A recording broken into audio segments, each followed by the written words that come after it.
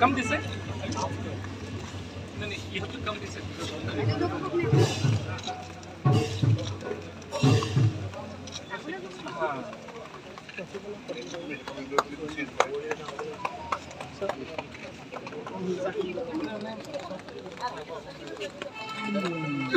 आगे पूरा लो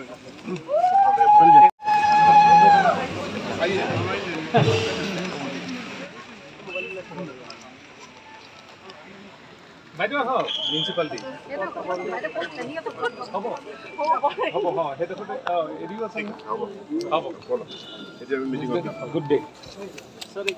প্ল্যান্টেশন करके আমার মিউনিসিপালিটি আমি দেখে দিলাম উপকতলা আছে আছে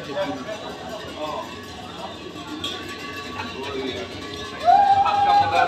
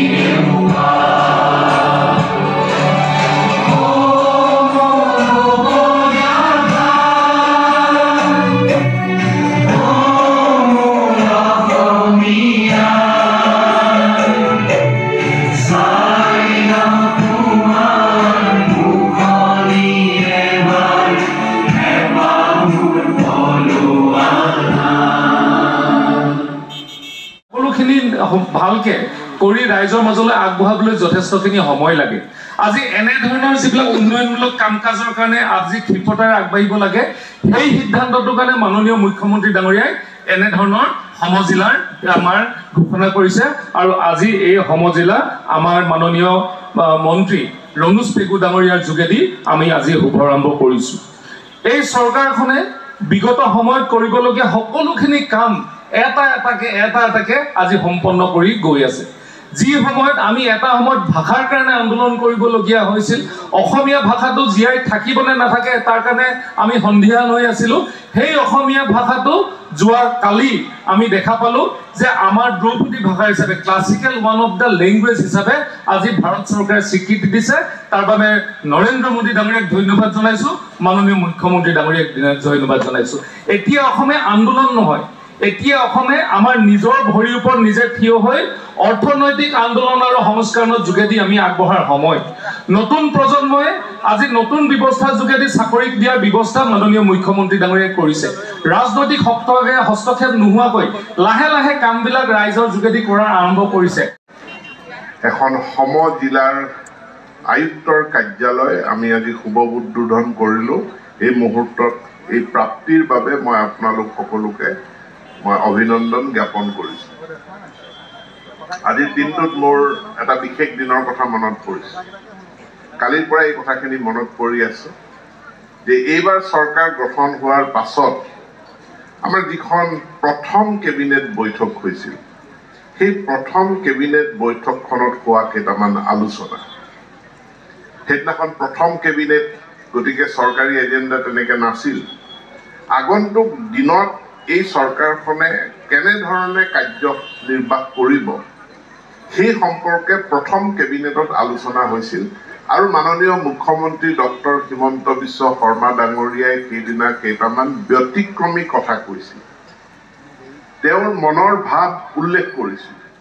তেওঁ কৈছিল মই 20 বছৰ ধৰি ৰাজনীতিত আছো আৰু এইবাৰো আমাক ৰাইজে বিপুল ভোটত জয়যুক্ত কৰিছে ৰাইজক ধন্যবাদ কিন্তু মই 20 বছৰ এটা কথা মন কৰি আহিছো যি ৰাইজে আমাক ভোট দিয়ে আৰু আমি ক্ষমতাত অহাৰ পাছত তেওঁলোকক যেতিয়া লগ পাওঁ মই মানুহবিলাকৰ মনত এটা ক্ষোভ দেখা পাওঁ মানুহবিলাকৰ মনত এটা মই অসন্তুষ্টি দেখা পাওঁ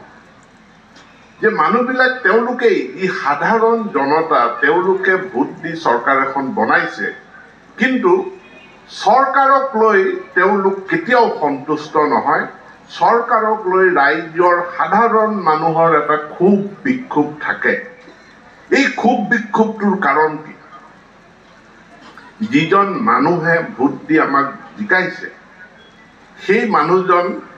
দুদিন পাছতে তেওঁ পুতেকৰ সামান্য এখন কাষ্ট চাৰ্টিফিকেটৰ কাৰণে তেওঁ জিলা সদৰলৈ কৰবাত 70 কিলোমিটাৰ কৰবাত 100 কিলোমিটাৰ জিলা সদৰলৈ তেওঁ 10 বাৰ অহা যোৱা কৰিব লাগে মানুহবিলাকৰ মাজত বিক্ষোভ এটা আছে সাধাৰণ খেতিয়ক দেউতাকৰ নামত মাটি আছিল এতিয়া ককাই ভাই তিনিটা পত্ৰত গৈ মই এনেকুৱা মানুহ লগ পাইছো যেতিয়া সুধিছো খুৰীদেউ কিয় আহিলে কৈছে তোমাৰ খুৰা ঢুকাল নহয় কৈছে খুৰা ঢুকালটো খুৰাটো যোৱা বছৰে ঢুকাল গম পালো এতিয়া আপোনাৰ ইয়াত কাম কি যে মই যে তেখেতৰ পত্নী সেই চাৰ্টিফিকেটখন মোক আজি এবছৰে দিয়া নাই নহয় সেইকাৰণে মই পেঞ্চনৰ পইচা কিটা পোৱা নাই নেক্সট ষ্টপ কিন